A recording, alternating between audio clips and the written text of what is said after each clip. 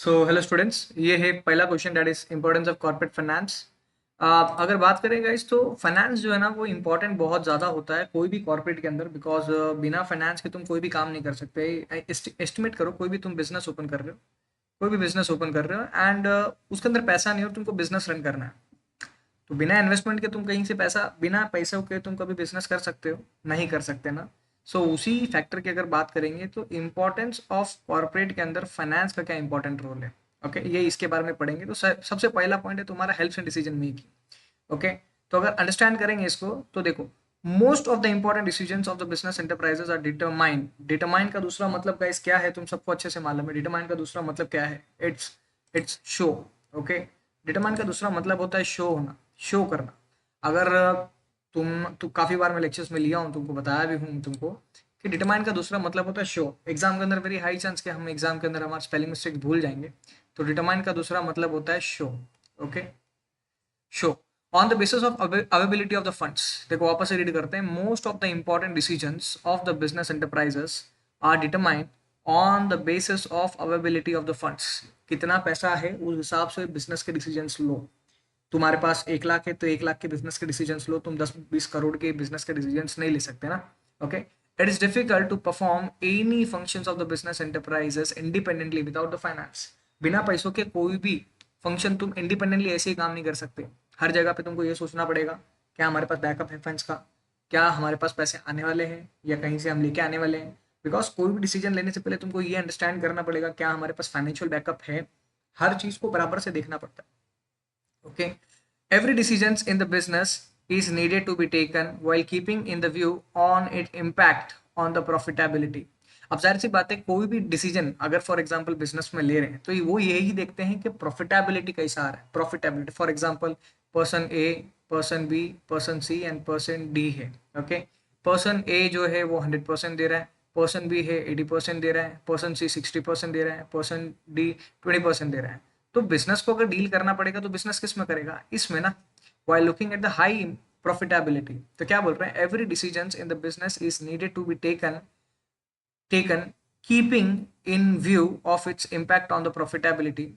There may be number of alternative, but the management is required to select the best one which is enhance profitability. देखो, business करने के काफी सारे तरीके होते हैं, एक बिजनेस को करने के काफी सारे तरीके होते हैं। तरीका एक है, बी है, सी है, डी है।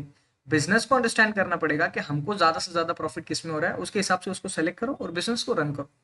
Business organization can give green signal to the project once when it is financially viable। okay, मतलब financially visible और गुड भी बोल सकते हो तुम यहाँ पर। एक बार बिजनेस को पता चल गया कि भाई ये बिजनेस या ये सेक्टर या ये मेरा अल्टरनेटिव फाइनेंशियली हर चीज में लेके एकदम बेस्ट है, बिजनेस को ग्रीन सिग्नल देता है एंड वो उसको करने के लिए चले जाते हैं एंड उसको इम्प्लीमेंट करते हैं। ओके, आई होप पहला पॉइंट क्लियर है। Let's come to the second point, that is helps in raising capital for the projects. Okay, helps in raising capital for the project का मतलब क्या है गाइस?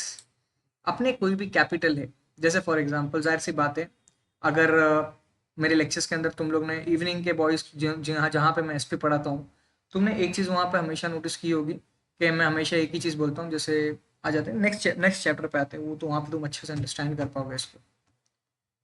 एक second guys, just a minute. Okay, कोई भी company जब market में आती है, ओके, कोई भी कंपनी जब वो मार्केट में आती है तो जाहिर सी बात है उसके पास दो होता है। एक होता है ओन फंड, ओके, एक होता है ओन फंड, एक होता है बोरोड फंड। ओन फंड के अंदर उसके पास share capital and retained earning. ये शेयर रिटेन्ड अर्निंग बाद में आती है, कंपनी के काफी प्रॉफिट्स में रहने के बाद, कम से कम 10-5 साल कंपनी प्रॉफिट बनाती है, तब कुछ पैसा हिसाब बचा बचा के रखती है, वो उसको बोलते हैं रिटेन्ड अर्निंग। है आगे जाके अपन पढ़ेंगे। शेयर कैपिटल के अंदर उसके पास आता है सबसे पहले equity share and preference shares.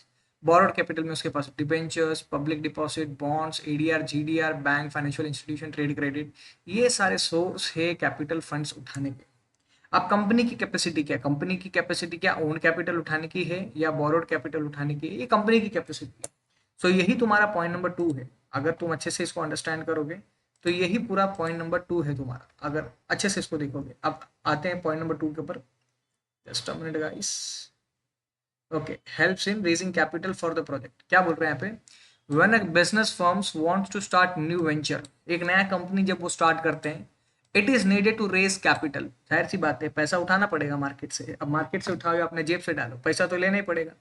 Business firms can raise funds by issuing shares, debentures, bonds और even take a loan from the bank. यही सब तो वो चार्ट के अंदर आपने पढ़ा था। नई कंपनी है तो या तो उसको बॉन्ड कैपिटल, ओन्ड कैपिटल उठाना पड़ेगा या बोरोड कैपिटल उठाना पड़ेगा, जैसा उनका डिसीजन होता है। ओके, अब आते हैं थर्ड पॉइंट पे, that is helps in research and development. देखो रिसर्च एंड डेवलपमेंट का जो थर्ड पॉइंट है, फंडा है, वो क्या है कि कोई भी कंपनी जब अपना बिजनेस स्टार्ट करते हैं तो उसके पीछे काफ़ी सारे उसके प्रोसेस होते हैं, जैसे रिसर्च होती है उसकी, कि हमारा जो प्रोडक्ट है मार्केट के अंदर कोई और बेच रहा है क्या उसको और कोई कस्टमर कोई बेच रहा है, या और कोई कॉम्पिटिटर उसको बेच रहा है तो उसका कॉम्पिटिटिव एज क्या है, वो उसको कितने में बेच रहा है, उसको कितने में रॉ मटेरियल मिल रहा है, वो रॉ मटेरियल कहाँ कहाँ से खरीद रहा है, क्या उसकी मोनोपोली है, या हर वो चीज़ तुम अंडरस्टैंड करते हो जब कोई न्यू सेगमेंट स्टार्ट करते हो। जैसे हुज़ैफ़ा सर ने या फिर हुज़ैफ़ा सर ने टीएसएस स्टार्ट किया था, तो टीएसएस स्टार्ट करने से पहले उनकी काफ़ी सारी चीज़ की अंडरस्टैंडिंग की उन्होंने। सबसे पहला चीज़ क्या अंडरस्टैंड किया उन्होंने, पहले ये अंडरस्टैंड किया कि साइंस अकेडमी गोविंदी में है, या दूसरा वो लोग ने ये अंडरस्टैंड किया अगर टीएसए में इधर लेके आऊँ तो क्या मैं एक्स्ट्रा दे सकता हूँ इनको, ऐसा कुछ जो अलग अलग बड़ी बड़ी आकाश इंस्टीट्यूट और बड़ी बड़ी इंस्टीट्यूट है इनको साथ कॉम्पीट कर सकें। तो सर ने वो सब चीज़ें लिखी, हर एक चीज़ का एक पॉजिटिव पॉइंट भी निकाला, एक नेगेटिव पॉइंट भी निकाला, एंड उसके हिसाब से सर ने टीएसए का रेवोल्यूशन लाया, गोवंडी में साइंस अकेडमी लाया। ओके, दिस इज अप, देखो रिसर्च बहुत इंपॉर्टेंट है, बिकॉज बिना रिसर्च के तुम कोई भी प्रोडक्ट मार्केट में लाओगे तो कहीं ना कहीं तुमको तकलीफ होने वाली है।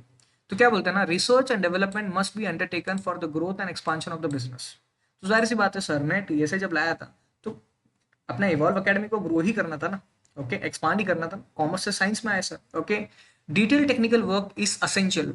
असेंशियल का क्या दूसरा मतलब क्या होता है, कोई बता सकता है? मोस्टली मैं हमेशा चेक करवाते रहता हूँ हमेशा। ओके, असेंशियल का दूसरा मतलब होता है इंपॉर्टेंट। ओके, तो detail technical work is important for the execution of the project. कोई भी प्रोजेक्ट को लॉन्च करने से पहले उसकी डिटेलिंग करना बहुत ज़्यादा इंपॉर्टेंट है। क्या ये प्रोजेक्ट कैसा है, ये रॉ मटेरियल कहाँ से आएगा, हर वो चीज़ के बारे में डिटेलिंग करना बहुत ज़्यादा इंपॉर्टेंट होता है।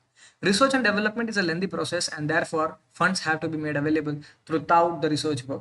This could be required continuous financial supports. अभी जो रिसर्च वर्क होता है ना, कैसे छोटे मोटे एक आध दिन का प्रोजेक्ट नहीं होता है, या एक आध हफ्ते का या एक आध महीने का नहीं होता है, ये सालों का प्रोजेक्ट होता है। ओके, जैसे फॉर एग्जांपल अगर मैं बात करूँ जियो, तो जियो 2002 में आया था, लॉन्चिंग 2016-15 में हुआ, तो गेस करो 12 साल के आसपास तो उसने सिर्फ रिसर्च की है। हालांकि उसके बाद जब उसने लॉन्च किया तो उसने 3-4 महीने में सारा पैसा निकाल लिया, बट 12 साल तक सिर्फ सारे एम्प्लॉयज़ को बिना कोई गेन के सैलरी देना, हर वो चीज़ देना, रिसर्च पे पैसा देना, हर वो चीज़ के अंदर इन्वेस्टमेंट करते रहना, इट्स अ लेंदी प्रोसेस, छोटा मोटा काम नहीं होता। बट यस, तुम्हारी अगर रिसर्च सॉलिड है, हर वो चीज़ सॉलिड है, तो तुम्हारे को प्रोडक्ट का प्रॉफिट मिलेगा ही मिलेगा, that's for sure. But research should be very good. Okay, अब आते हैं फोर्थ पॉइंट पे। अच्छा, इसको चाहिए तो इग्नोर कर सकते हो, इसको कोई प्रॉब्लम नहीं है। ओके, रिसर्च कैसे कैसे करते हैं तो वो एक बार फिर भी रीड कर लेता हूँ तुम्हारे लिए। There are many types of research. Company have to upgrade its old product or deploy new product or to attract the new customers. पुराने प्रोडक्ट को ही डिप्लॉय बनाओ या नया कोई प्रोडक्ट लेके आओ। आप कंपनी रिसर्च कहाँ कहाँ से लेके आ सकती है, सर्वे कहाँ कहाँ से कर सकती है, जैसे for example conducting survey, market analysis etcetera, which against required financial support. ये सारी चीज़ें कर सकती है मार्केट के अंदर, ताकि हमको ये पता चले कि हमारे प्रोडक्ट की क्या ही वैलिड है, वैलिडिटी है मार्केट के अंदर, क्या हमारे प्रोडक्ट की कोई रिस्पेक्ट है, या मार्केट के अंदर क्या हमारे प्रोडक्ट को कोई अप्रोच करता है तो क्यों करता है, हर वो चीज़ पता चल जाती है उसमें। ओके, अब आते हैं फोर्थ पॉइंट पे, that is helps in smooth running of the business firm. देखो smooth running of the business firm, जाहिर सी बात है, बिजनेस में पैसा है, बिजनेस अच्छा रन करेगा। बिजनेस में पैसा नहीं है, तुम रॉ मटेरियल नहीं खरीद पाओगे, तुम तुम्हारे एम्प्लॉयज़ और जितने भी लेबर्स है उन सबकी सैलरीज और वेजेस तुम टाइम पे नहीं दे पाओगे, इलेक्ट्रिसिटी बिल नहीं भर पाओगे, तुम हर वो चीज़ के अंदर तुम्हारे प्रॉब्लम्स आएगा ही आएगा। बट अगर तुम्हारे कंपनी के पास बहुत सारा फंड्स पड़ा है तो तुम रॉ मटेरियल टाइम पे खरीद पाओगे, तुम्हारे एम्प्लॉयज़ की सैलरी ऑन टाइम जाती जाती रहेगी, और वो एक मॉनिटरी रिवॉर्ड से बच्चे मतलब सारे एम्प्लॉयज़ लोग को सैलरी अगर नहीं जाए तो वो काम बराबर नहीं करते हैं, हर वो चीज़ मतलब बहुत प्रॉब्लम आ जाती है जब कंपनी के अंदर एम्प्लॉयज़ को सैलरी नहीं मिलती है। Okay, so this becomes a very important role अगर तुम्हारे कंपनी के अंदर फाइनेंशियल फ्लो बहुत अच्छा है। ओके, तो क्या बोलते देखो, a smooth flow of the corporate finance is needed so that the salaries of the employees are paid on time, loans are cleared on time, raw material are purchased whenever required, sales promotion are executed, product is carried out smoothly and new product can be launched effectively। देखो पैसा है तो ये सारी चीजें possible. अगर company के अंदर पैसा नहीं है तो तुम लोन नहीं दे पाओगे, तुम इलेक्ट्रिसिटी बिल नहीं भर पाओगे, तुम एम्प्लॉयज को सैलरी नहीं दे पाओगे, लेबर्स को वेजेस नहीं दे पाओगे, तुम रॉ मटेरियल नहीं खरीद पाओगे, तुम सेल्स के प्रमोशंस नहीं कर पाओगे। हर वो चीज के अंदर तुम्हारा प्रॉब्लम्स आएगी बिकॉज फाइनेंशियल कंडीशंस कंपनी की कमजोर है। ओके, अब आते हैं फिफ्थ पॉइंट पर, bring coordination between the various activity. देखो ये पढ़ने से पहले है ना मैं तुमको चार्ट समझाता हूँ। Okay, bring coordination between the various activity. Company के अंदर अगर तुम जब बिजनेस करोगे ना, कंपनी के अंदर जब तुम बिजनेस करते हो तो there are n number of activities. Okay, n number of activities. तो पहले वो अंडरस्टैंड कर लेते हैं। जस्ट अ मिनट गाइस, एक बार ड्रॉ कर लूँ मैं चैनल।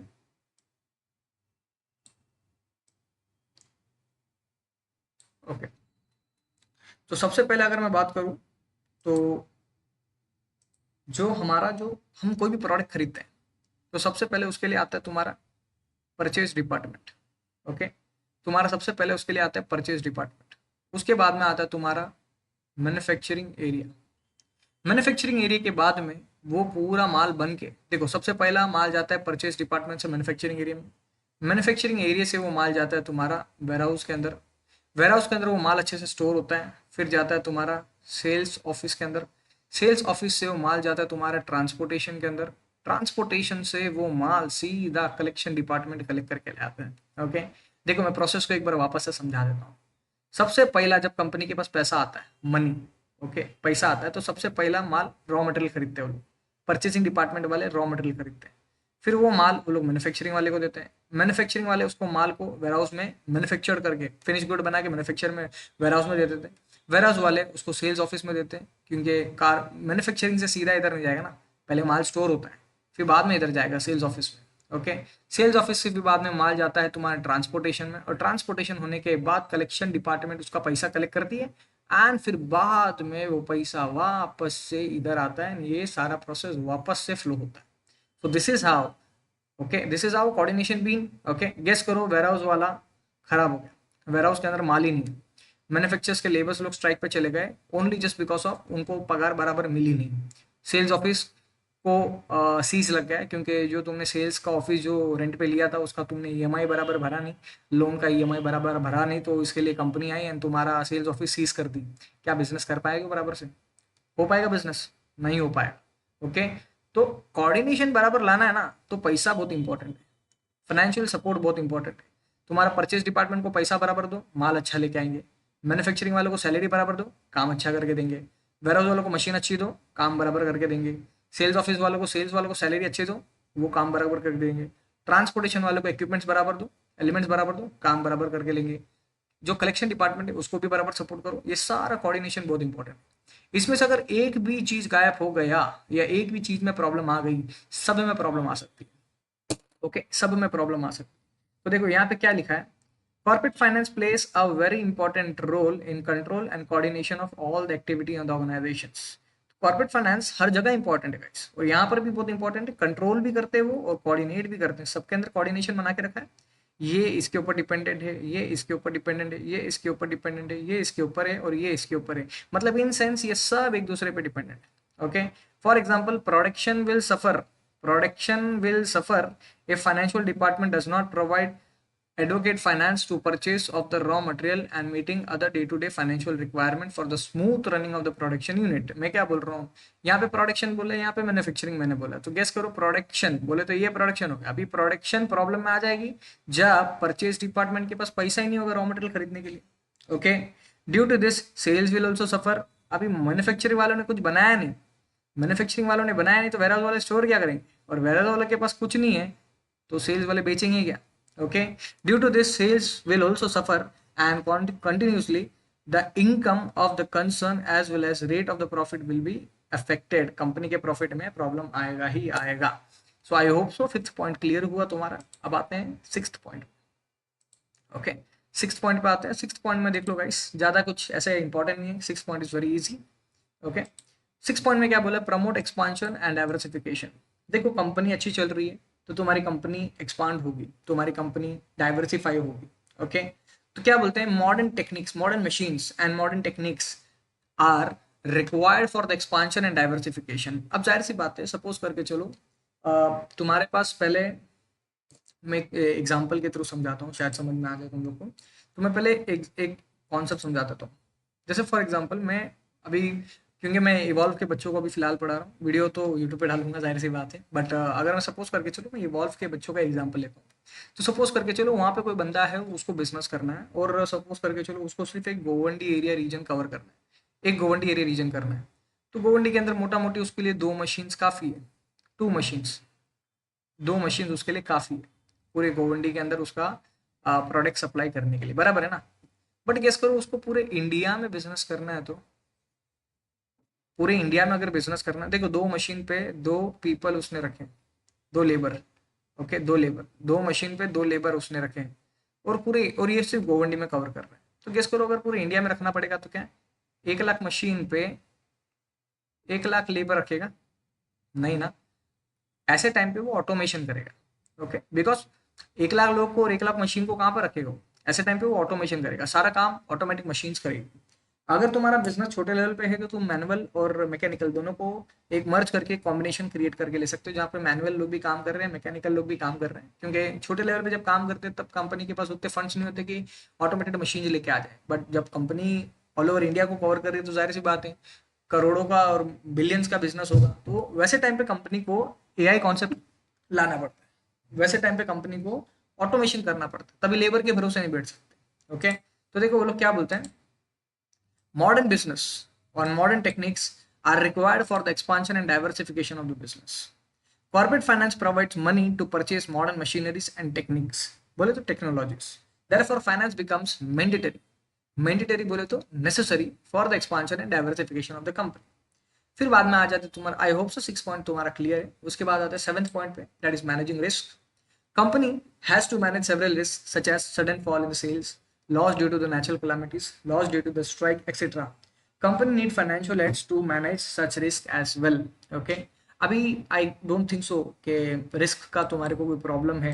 देखो मैं एक मोटा मोटी एक फिर भी एग्जांपल दे देता हूँ। रिस्क का सिनेरियो कैसा है, जैसे फॉर एग्जांपल तुम्हारी कंपनी नहीं चल रही अच्छे से, तुम्हारी कंपनी के अंदर सेल्स बराबर नहीं हो रही है। अब वैसे टाइम पे कंपनी जब सेल्स नहीं कर पाती है तो कंपनी के एम्प्लॉयज़ को तुम ये तो नहीं बोल सकते हो कि यार हमारा माल बिक नहीं रहा है, तुमको सैलरी नहीं मिलेगी। उनको तो सैलरी देना पड़ेगा, ओके। तो अगर तुम्हारे पास पैसा अच्छा होगा ना तो तुम उनकी सैलरी टाइम पे दे पाओगे, ओके। तुम अपने कंपनी के ईएमआईज जो भी अगर तुमने लोन लिया है तो वो लोन तुम बराबर रीपे कर पाओगे, ओके। और in case for example suppose करके चलो तुम्हारे लेबर्स लोग स्ट्राइक पे चले गए या कुछ भी हो गया, तो उनके यहाँ पे जब सेटलमेंट होता है ना, सेटलमेंट कमीशन आता है ट्रेड यूनियन से, जब सेटलमेंट होता है तब उनसे तुम बराबर से कम्युनिकेट करके बता सकते हो, भाई ऐसा ऐसा बात है, कितना पैसा लोगे, खत्म करो बात। अब उधर भी बात पैसे की आती है, तो तुम्हारे पास पैसा तो चाहिए ही चाहिए अगर कंपनी के अंदर तुम्हारे को सब कुछ अच्छा स्मूथ फ्लो करवाना है तो, ओके। उसके बाद 8 पॉइंट जो आता है तुम्हारे पास, दैट इज रिप्लेसमेंट और replace of old assets. Replace of old assets क्या है? Assets such as plant and machinery becomes old and outdated over a year, they have to be replaced by the new assets. Finance is required for purchase of the new assets. I don't think so इसके अंदर कोई problem है।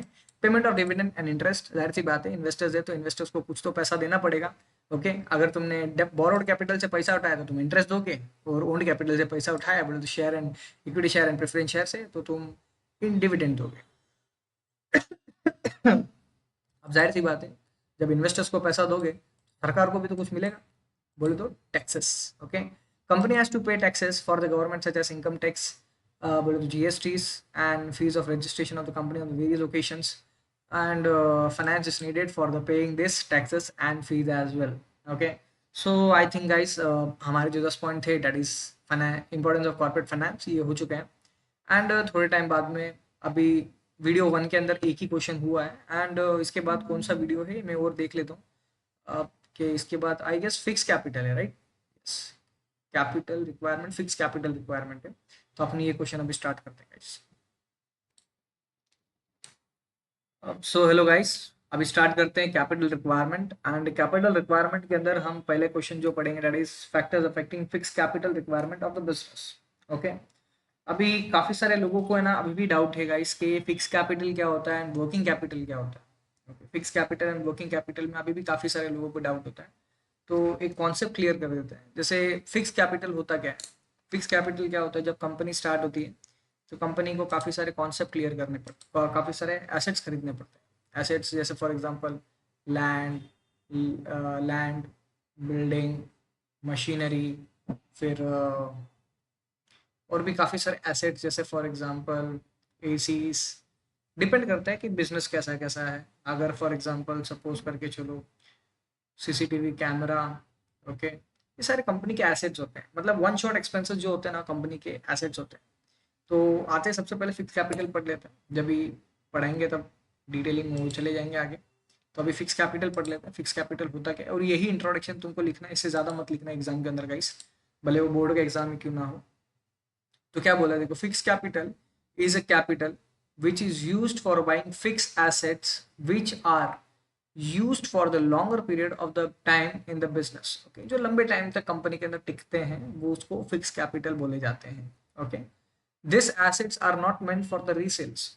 अभी ये asset जो हम खरीदते हैं, फिक्स एसेट जो खरीदते हैं, ये रीसेल के लिए नहीं होते। फॉर एग्जांपल अगर मैंने कोई क्लासेस खोली, क्लासेस के अंदर मैंने टेबल्स खरीद ली, तो मैंने अगले महीने वो टेबल को नहीं बेच देना है, मतलब मुझे उसको रखना है। मुझे उसको 5 6 7 साल तक रखूंगा, जब तक वो एकदम खराब नहीं हो जाती, या मेरे को मेरी क्लास को पूरा रेनोवेट नहीं करना, तब तक मैं उसको रखूंगा। मैं रीसेलिंग के लिए, मतलब प्रॉफिट मोटिव के हिसाब से मैंने उसको नहीं खोला है।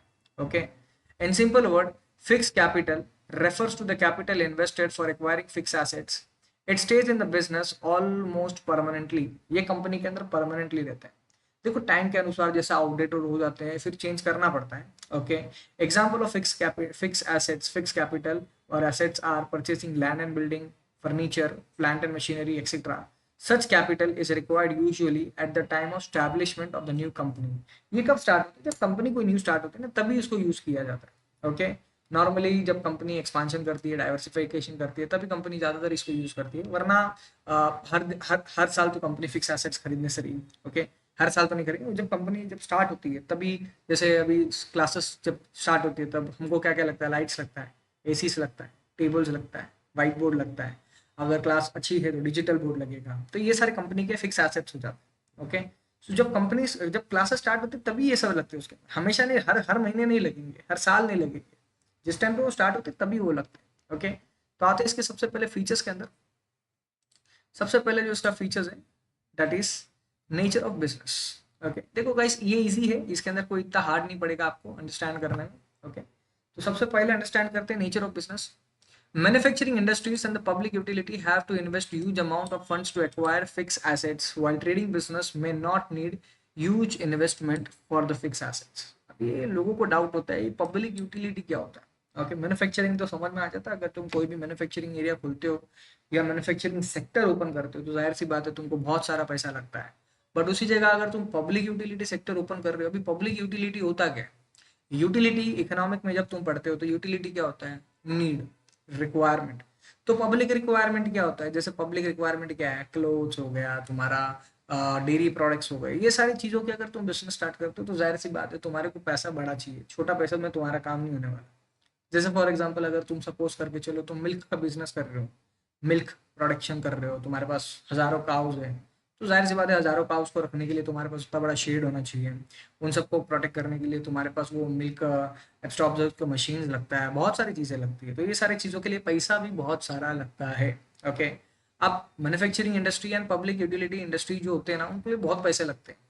अब ट्रेडिंग बिजनेस क्या होता है, ट्रेडिंग फॉर एग्जांपल एक जगह से खरीदा दूसरे जगह पे उसको बेच दिया। ओके, अब इसके लिए ज्यादा रिक्वायरमेंट नहीं। अभी ट्रेडिंग बिजनेस का इन सब का बेस्ट एग्जांपल मैं बोलता हूँ किसी का एजेंट। जो एजेंट होता है गाइस, एजेंट को बहुत सारा इंफ्रास्ट्रक्चर पे, बहुत सारे मशीन्स पे खर्चा करने का रिक्वायरमेंट होता है क्या। एजेंट का सबसे इन्वेस्टमेंट जो बड़ा है ना, वो है उसका कॉन्टैक्ट्स। ओके, जो वो खरीदता है एकदम सस्ते भाव पे, उन सबसे बातचीत करता है, उन सबको मैनिपुलेट करता है, फिर अपनी लीड्स को फॉलो अप करके उनको माल बेचता है, वो होता है एजेंट का काम। अब ना इसके अंदर उसको कोई बड़ी मशीनरी लगी, ना ही बड़ा कोई एसेट्स लगा, ना ही बहुत बड़ी जमीन लगी, ना ही बहुत सारा पैसा लगा। क्या लगा, छोटे से कॉन्टैक्ट्स बाय किए, उन सारे कॉन्टैक्ट्स को कॉल किए, उन सब इंटरेस्टेड कॉन्टैक्ट्स को लीड लेके माल बेच दिया, कमीशन लिया, साइड में चला गया। ओके, ये होता है ट्रेडिंग का बिजनेस। अब ट्रेडिंग के बिजनेस में ज्यादा पैसा नहीं लगता है, इसीलिए ट्रेडिंग के बिजनेस में ज्यादा फिक्स कैपिटल रिक्वायरमेंट नहीं होता। एक छोटा सा ऑफिस, एक छोटा सा लैपटॉप और अच्छा स्मार्टफोन मिल गया, तुम तुम्हारा ट्रेडिंग बिजनेस ओपन करके ले सकते हो। ओके, तो वाइल ट्रेडिंग बिजनेस में not need huge investment in the fix assets. Okay, अब आते हैं साइज ऑफ बिजनेस। देखो साइज ऑफ बिजनेस बहुत इंपॉर्टेंट है, because size of business decide करता है। जैसे फॉर एग्जांपल अगर तुम एक लोकेलिटी में बिजनेस कर रहे हो, ओके, अगर तुम एक लोकेलिटी में बिजनेस कर रहे हो, जैसे अगर मैं बात करूँ, मैं चेंबूर में रहता हूँ, तो अगर मैं चेंबूर की बात करूँ, मुझे सिर्फ चेंबूर में बिजनेस करना है, तो हो सकता है मेरा 2 से 3 मशीनरी में काम चल जाएगा। ओके, एक सेकेंड। ओके, मैं नीचे ड्रॉ कर लेता हूँ। अगर मैं समझो चेंबूर में काम कर रहा हूँ गाइस, तो हो सकता है मैं 2 से 3 मशीन में मेरा सारा काम हो जाए। बट गेस करो, अगर मैं सपोज करके चलो पूरे मुझे इंडिया में कवर करना है अपना बिजनेस, क्या मैं 2 से 3 मशीनरी में काम कर सकता हूँ? नहीं, उस टाइम पे मेरे को एसेट्स भी बहुत ज़्यादा लगेंगे। तभी मेरे को ऑटोमेटेड एसेट्स लगेंगे, छोटे मोटे एसेट्स नहीं लगेंगे। एआई के मशीन, एआई के एसेट्स लगेंगे, ऑटोमेशन लगेंगे। ओके, तो क्या बोलते हैं, when the business firm is set up to carry on the large scale operations, जब कंपनी सेट होती है बड़े लार्ज स्केल ऑपरेशंस के लिए, its fix capital requirement is likely to be high. उसके जो फिक्स कैपिटल रिक्वायरमेंट है वो फिक्स बात है भाई, बड़ा ही लगेगा। It because most of their production process are based on automatic machines and equipments. Okay, जैसे मैंने तुमको पहले ही बताया था गाइस, अगर मैं चेंबूर में डील कर रहा हूँ तो मैं 2 से 3 मशीनरी में डील कर सकता हूँ। तो क्या मैं इंडिया में जब डील करूंगा तो क्या मैं 1 लाख मशीन बिठाऊंगा? नहीं, तभी मुझे ऑटोमेशन करना पड़ेगा। ऑटोमेशन करूंगा तो जाहिर सी बात है उतने मेरे खर्चे भी लगेंगे। इसके लिए साइज ऑफ बिजनेस बहुत इंपॉर्टेंट रोल प्ले करता है तुम्हारे प्रोडक्शन कॉस्ट को लेके या हर चीज को लेके। ओके, अब आता है तुम्हारे सेकंड पॉइंट के अंदर guys, scope of business. Okay, scope of business क्या है? There are business firms which are required to form on carry on production and distribution on a large scale. Such business would require more amount of fixed capital. अभी क्या बोले, this firms which are formed to carry on production and distribution on the large scale, जो business firms बड़े level पे production कर रही है, बड़े लेवल पे डिस्ट्रीब्यूशन कर रही है। अब जाहिर सी बात है, जब सब कुछ बड़े बड़े लेवल पे हो रहा है तो फाइनेंस भी बड़े लेवल पे लगता है और उस कंपनीज के अंदर कैपिटल भी अच्छा खासा लगता है। फिर आता है तुम्हारा एक्सटेंड ऑन द लीज और रेंट। यहाँ से थोड़ा इंपॉर्टेंट कॉन्सेप्ट स्टार्ट हो जाता है गाइस, थोड़े इंटरेस्टिंग टॉपिक भी स्टार्ट हो जाते हैं। ओके, आते हैं फोर्थ पॉइंट पे, that is extend on lease और on the rental basis. Okay, अब सपोज करके चलो गाइस, मैं तुमको एक सिनेरियो क्रिएट करके देता हूँ। तुम्हारे को एक बिजनेस ओपन करना है और तुम्हारे पास एक मशीन लाने का 2 करोड़ का फंड है। मतलब वो एक मशीन है जो 2 करोड़ की आती है। तो गाइस यहाँ तक सिंपल है, तुम्हारा एक बिजनेस है और वो मशीन तुम्हारे को 2 करोड़ का आ रहा है। अब पहला कंडीशन है, या तो मशीन को बाय करो या तो उसको रेंट पे लेके आओ। ओके, रेंट से लेके आओ। तुम दोनों में से कौन से कंटेंट को उठाओगे? दोनों में से किसको बाय करो? तुम खरीदोगे उसको या रेंट पे लेके आओ? देखो, बाय करोगे तो 2 करोड़ की आएगी, और अगर रेंट लोगे तो 50,000 या 50K पर मंथ का रेंट पड़ेगा। 50,000 या समझ लो 1 लाख रुपए रेंट पड़ेगा। कौन सा कंफर्टेबल ज्यादा है तुम्हारे? तुम उसको 2 करोड़ की खरीद के लेके आओगे या कैसे लेके आओगे?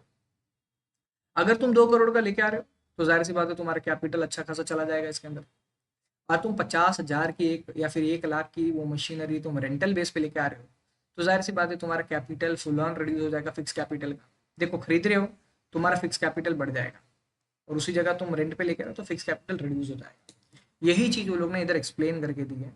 क्या बोला देखो, if an entrepreneur decide to acquire assets on the lease or on the rental basis, less amount of fund for the fixed capital will be needed for the business. ऐसे टाइम पे फंड्स की बहुत कम requirement होती है। अगर कोई businessman चाहे कि मुझे रेंटल बेसिस पे लेना है या कॉन्ट्रैक्चुअल बेसिस पे लेना है। Arrangement of the sub contracts. अब आते हैं फिफ्थ पॉइंट पे, that is arrangement of the sub contracts. इसका मतलब समझते हैं। अब जैसे फॉर एग्जांपल ये वॉच है। ओके, ड्राइंग मेरी थोड़ी खराब है स्टूडेंट्स, थोड़ा प्लीज मैनेज कर लेना। Okay, okay, so this is अच्छी बनी है फिर। Okay, so this is a watch guys. Okay, this is a watch. ये राखी टाइप लग रही है थोड़ी, बट छोड़ो गाइस, अभी बढ़ाई करते हैं। So this is a watch guys. मैं क्या कर रहा हूँ मालूम? मेरा ये डायल है ना, ये बेस्ट बनता है मेरे से, 1 नंबर बनता है मेरे से। ये बहुत अच्छी डायल, बहुत अच्छा बन जाता है। बट ये जो बैंड है ना, ये बैंड मेरे से कभी बैठता ही नहीं। ओके, ये बैंड मेरे से हमेशा खराब हो जाता है।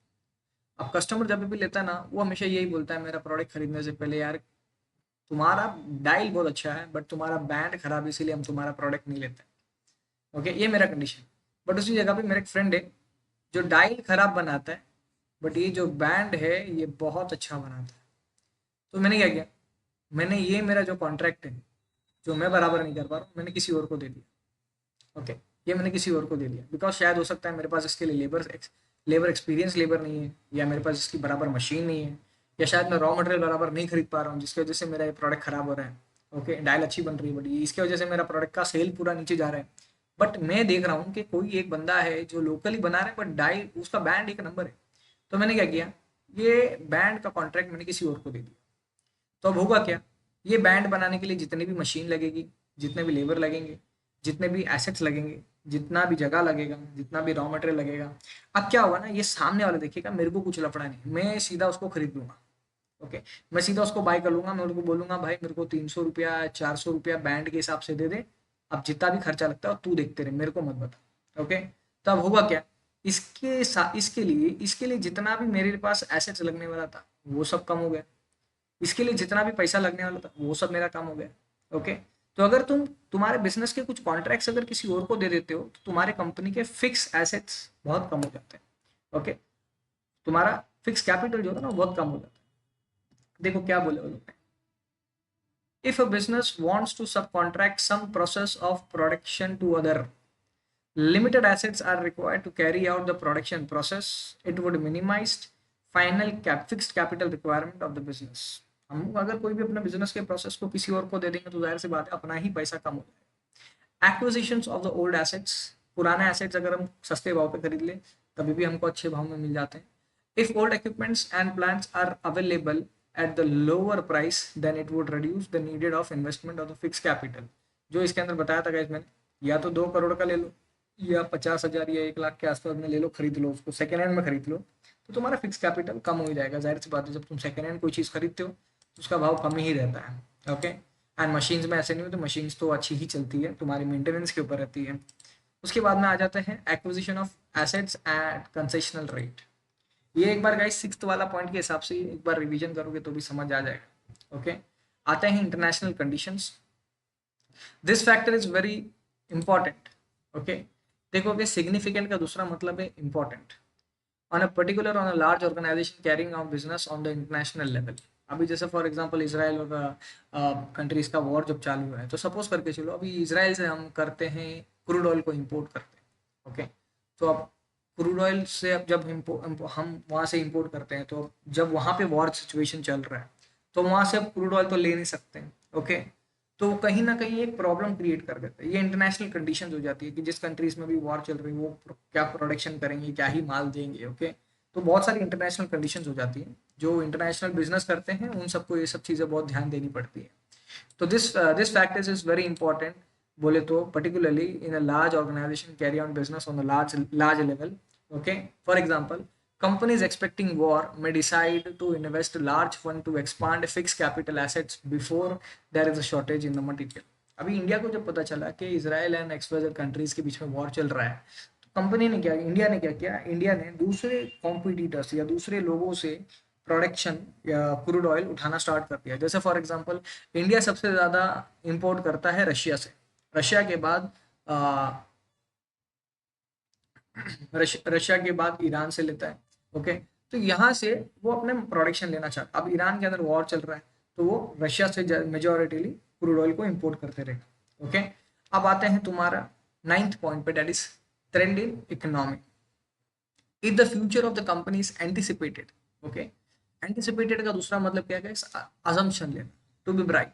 ओके, मैंने एक्सपेक्टेशन लेके लिया कि यार ये कंपनी का भाव बहुत अच्छा चलने वाला है, ये कंपनी के प्रोडक्ट बहुत अच्छे चलने वाले हैं। ओके, या मुझे मालूम है कि मेरा जो प्रोडक्ट है, जैसे फॉर एग्जांपल बेस्ट प्रोडक्ट होता है तुम्हारा umbrella. Umbrella in summer season, जो बारिश के टाइम पे छतरी का प्रोडक्शन स्टार्ट नहीं होता है, वो छतरी का प्रोडक्शन स्टार्ट हो जाता है तुम्हारा अम्ब्रेला अपना समर सीजन के अंदर ही। ओके, तो summer season is the best time to invest in umbrella business, जब कंपनी प्रोडक्शन साइकिल बढ़ाती है। एंड जब भी हम अम्ब्रेला खरीदने जाते हैं हम कोई ब्रांड नहीं देखते। तो अम्ब्रेला एक ऐसा बहुत रेयर प्रोडक्ट होते हैं गाइस, बहुत कम ऐसे प्रोडक्ट होते हैं जहाँ पे हम ब्रांड के ऊपर नहीं देखते, सिर्फ क्वालिटी देखते हैं, अच्छा लगा सीधा बाय कर लिया। ओके, तो समर ऐसा कंडीशन है जहाँ पे हम अम्ब्रेला के अंदर बिजनेस कर सकते हैं। तो क्या बोलते हैं, देखो, if a future of the company is anticipated to be bright, it gives a green signal for the business entrepreneur to carry out all sort of expansion and business firms In case large amount of funds are invested in the fixed assets to reap out the benefits in the futures, ऐसे time पे company ज्यादा से ज्यादा पैसा डालती है so that उनको ज्यादा से ज्यादा फायदा मिल सके एंड उसके वजह से वो ज्यादा से ज्यादा प्रॉफिट कमा सके। ओके, गेस करो, बारिश आई है, फिर तुमने प्रोडक्शन स्टार्ट किया अम्ब्रेला का, तो कैसे चलेगा? तुमको बहुत पहले ही तुम्हारा प्रोडक्शन साइकिल स्टार्ट कर देना है ताकि तुम्हारा बारिश आने से पहले पहले तुम्हारा माल सभी लोगों तक पहुंच जाए। एंड जब वो लोगों तक पहुंच जाए, सब अपना प्रोडक्शन, तुम्हारा जो अम्ब्रेला रहेगा वो बाय करना स्टार्ट कर देंगे। अम्ब्रेला इज अ बिजनेस जहाँ पे फर्स्ट कम फर्स्ट सर्व रहता है, तुम पहले मार्केट में पहुंच जाओ, तुम्हारा माल पहले बिकना स्टार्ट हो जाए। ओके, फिर आ जाता है population trend. Population trend for example, जैसे पॉपुलेशन ट्रेंड इन सेंस, कैसे समझाएंगे पॉट, पॉपुलेशन इन सेंस जैसे पॉपुलेशन की रिक्वायरमेंट होती है, जैसे अभी अंडरस्टैंड करते हैं, when a population is increasing at the high rate, certain manufacturer find it an opportunities to expand business. Okay, for example automobile industries, electronic goods manufacturing industries, readymade garments etcetera which necessitates huge amount of fixed capital। अब I don't think so इसके अंदर तुम्हारे को कोई problem आएगा। जैसे population बढ़ती है तो जाहिर सी बात है लोगों की नीड भी बढ़ती है, ऑटोमोबाइल की नीड बढ़ती है, रेडीमेड गारमेंट्स की नीड बढ़ती है। उसके बाद में आता है 11th पॉइंट पे, that is consumer preference. Okay, consumer preference पे आते हैं, तो consumer preference is the most important factors and competitive factors. 11th and 12th option में डाल सकते हो, 10 पॉइंट्स मोर देन इनफ है ये क्वेश्चन के लिए। एंड विद दिस गाइस, हमने चैप्टर 1 का जो कंटेंट था उसको क्लियर करके लिया है। अब अभी नेक्स्ट चैप्टर के अंदर, नेक्स्ट वीडियो के अंदर हम चैप्टर 2 के रिगार्डिंग जितने भी कंटेंट है वो सब डालेंगे। एंड तब तक गाइस इसको अच्छे से पढ़ के ले लेना, इसके अंदर कोई प्रॉब्लम क्रिएट मत करना। Okay, thank you guys and stay connected.